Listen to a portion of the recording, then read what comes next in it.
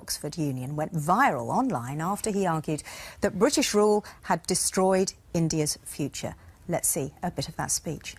The fact is that India was already Britain's biggest cash cow, the world's biggest purchaser of British goods and exports, and the source of highly paid employment for British civil servants. We literally paid for our own oppression.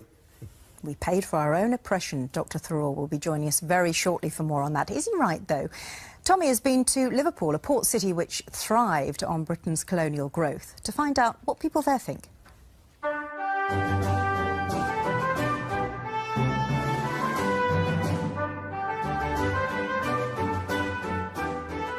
What do you know about the British Empire? That Britain rule other countries? Well, not rule. They, like, help rule other countries? They're sort of, like, involved in a lot of the countries around the world. The British Empire, it's a very imperialistic and in the past very arrogant situation. We used to have, like, Australia and India and all those other countries around there, but I don't really know that much about it. I believe that we brought a lot of freedom to people, a lot of opportunities to countries which probably didn't have them in the past. The Redcoats marched all over the world and plundered the place. They turned up in places like Africa and said, "We're here," and that was it. They ruled India at the time, yeah, in the 19th century and 18th century. When they did go there, they brought all the diamonds and everything down here, which Queen got at the moment. Are you proud of the British Empire and the fact that we ruled a big part of the world?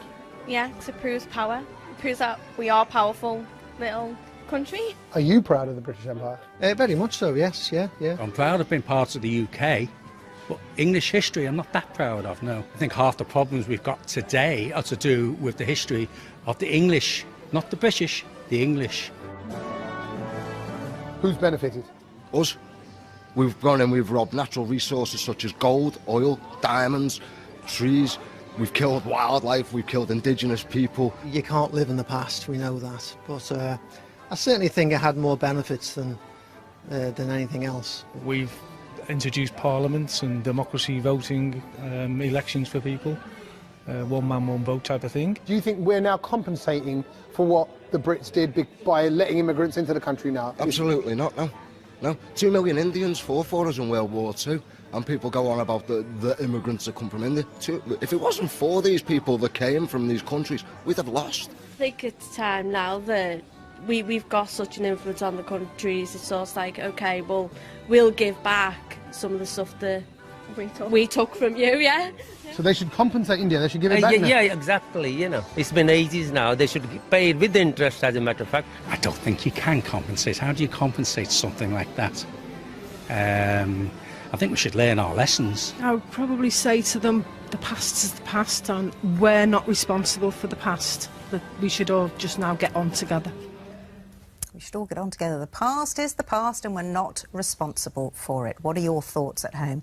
Do email us, text us, call or use social media to get in touch. Should Britain pay compensation to its former colonies? With interest, as that gentleman said. We're going to find out what our guests think in just a moment. First, though, let's hear from the man who suggested that, Dr. Shashi Tharoor, who joins us from Edinburgh this morning. Good morning to you, sir. Thank you very much for joining us. Good morning. Good to be with you. Your country, India, is tipped as a future superpower. Do you need Britain's money or apologies? Well, superpower is something else. I'm afraid we're still super poor. So it's a while before we can contemplate superpower status, and I'm not sure we should, but that's another debate.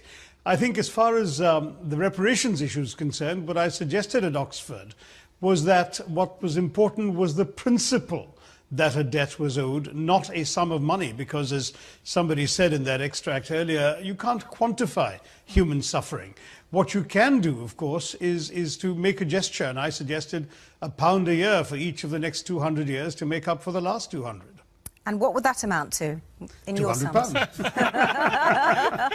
mean, the point is, there have been calculations made by people, and they're impossible to fulfil. I mean, somebody has suggested a figure of £3.4 trillion sterling, and which is far larger than your economy and far larger than you would be able to pay over the next 200 years. So I think that sort of debate is pointless. And the kinds of things I was talking about, the depredations, the dramatic reduction of India's share of global GDP from 23% when the British came to 4% when the British left, the collapse of India's exports from 27% when the British came to 2% when the British left, all of these things, and then the loss of human lives, something like 15 to 29 million Indians died unnecessary deaths in man-made famines during British rule. And the fact is, you cannot put a price on all of this. Sure. So reparations in monetary terms is pointless, but the principle of atonement, not just apology, but of atonement is why I suggested £1 a year. What about the other things that Britain perhaps left India? So parliamentary democracy, you may have heard one of our guests speaking about that earlier in Liverpool. Also the rule of law, the protection of rights, the English language, a very good railway system which still employs 1.6 million Indians. Are you really saying that when Britain left India with nothing? No, but I am saying that Britain left India a lot worse off than it would have been without Britain. As far as the railways are concerned, for example, which is frequently trotted out as an example, the railways were a wonderful British scam. They were built for British convenience, to get Britons around, and particularly, above all, to move Indian raw materials to the ports to be shipped to Britain, where very often they were manufactured into goods and shipped right back to India, where we paid extortionate prices for them. What is more, in building the railways, the British offered such extravagant guaranteed rates of return to British private investors that every line of railway in India cost double what the same mile would have cost in Canada or Australia. It was, as it was pointed out at the time, private enterprise, British private enterprise, at public risk, Indian public risk. It was essentially a colonial scam. It had nothing to do with the convenience of Indians or the demands for mass transport by Indians, because the railway lines were not constructed to serve that purpose. They were constructed, as everything else was, to serve British purposes. Thank you, Dr. Tharoor, for those points. Alison, Britain effectively took out more than it put in, and it's a colonial scam. Well, I've read a little bit about this, and there are some people who would say the opposite. As for being a scam, I don't agree with that at all. I'm proud of our British heritage. I think Britain did extremely well with the British Empire, but I think in 1947, when we pulled out from India and they had their independence, was absolutely right. Of course we made mistakes, but we were never brutal to people who were in the empire, as other Amritsar massacre, as other countries were. And the famines you just spoke about. You're saying that wasn't brutal? Well, it wasn't all to do with the British. Of course it wasn't. The Amritsar massacre wasn't to do with the British. It was 1919. I don't know. Have you read what happened after what the British rather arrogantly called the Indian Mutiny, when they asked Hindu and Muslim sepoys to bite on cartridges which contained forbidden animal fats? Their punishment for not doing that was the most appalling acts of genocide by the British: torture of Muslims, wrapping them up in pigskins, putting men in cannon guns and shooting them into the air. And the Hindus were supposed to be eating something to do with the cow. I know, but I mean, you can't say that there was no brutality. But there was very little compared with other nations. Well, okay. 6.1 million people died in one famine alone. That's very little, is it? The Amritsar massacre, 379 Indians were killed in the Amritsar massacre. David Cameron in 2013 went almost as far as an apology, saying, I don't think the right thing to do is reach back into history and seek out things you can apologise for, but he certainly acknowledged that level of brutality did take place. I'm the first to hold up my hand and say we got things wrong. Of course we did. We're human, and by human nature we will make mistakes.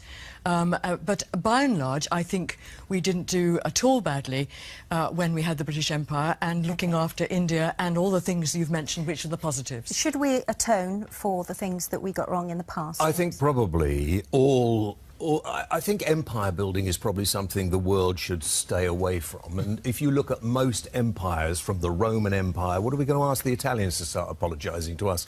I don't think there's much point in apologising. I think that's a rather silly thing. But I don't think we should be wrapped up with the idea that Britain is better than everywhere else, that we are a great nation, that we've never done anything. We've done I mean, go back to the Crusades, the sort of things we did to people. You know, we've moved on. Hopefully, we're living in a world that can become better than it has been. Maybe we can learn from our mistakes, and there were mistakes. I think you're right in terms of humility, but I think on top of that, you have to acknowledge, I mean, for example, in Australia, with Aboriginal Australians, with, the reconciliation movement was a very big movement, and I was actually involved in that for some time when I was over there, and I think it was very important because it gives people a sense of dignity and a sense that they've actually moved on from something, that they can park all their resentment historically. So an apology is quite important? I think an apology is very important.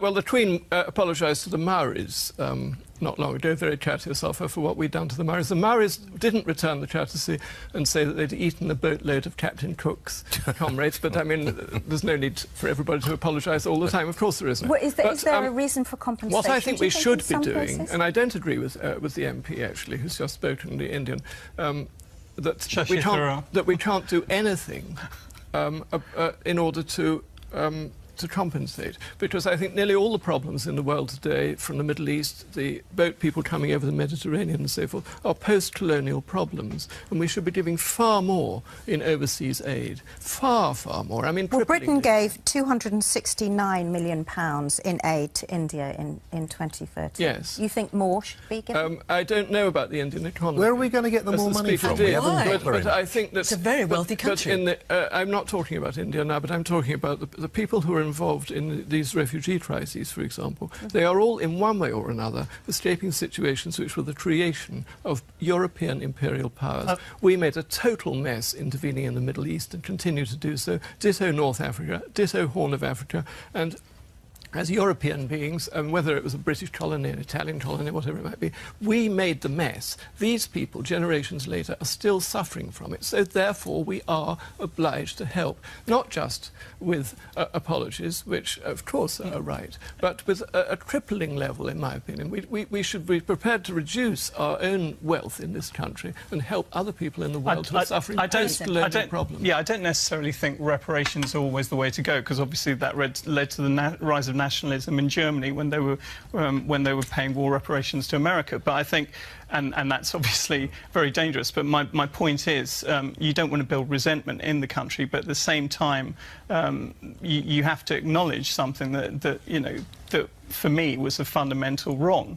And I think, and that's what I'm talking about in other countries. And I think that where that has happened, it's given more of a sense of, like I said, dignity to the people. Dr. Tharoor, can I come back to you? Is this a big issue in India? Do Indian people tell you that this is what they want? They want apologies, and in some cases they would like some form of reparation? Well, actually, I'm afraid, I'm guilty of having made it one. It wasn't a big issue. This was the topic dreamed up by the bright students at the Oxford Union for their debate. But when my video went viral, it certainly ignited a national debate. And there was overwhelming public sentiment in favour of my argument, and the Prime Minister himself, no less, spoke publicly in support of what I'd had to say. So it did turn out to be a bigger issue, and I suppose the fact that we're discussing it now on the BBC suggests that it has ignited some reflection in various parts of the world. If I could comment on a couple of things that were said earlier. The Amritsar massacre, for example, Jallianwala Bagh, was actually took 1,741 victims, not just the 300-odd you mentioned. And the tragedy is that this was done to a group of completely unarmed protesters who were protesting a particularly iniquitous law imposed by the British commanding officer, General Dyer, which obliged Indians to crawl on all fours through a street. And they'd gathered to protest this absurd instruction when he opened fire and killed so many of them. So it really, this is the kind of brutality we've seen, I'm afraid, the destruction of the textile weavers' livelihoods in Bengal, when many weavers' thumbs were cut off and their looms were smashed so they couldn't continue their livelihoods.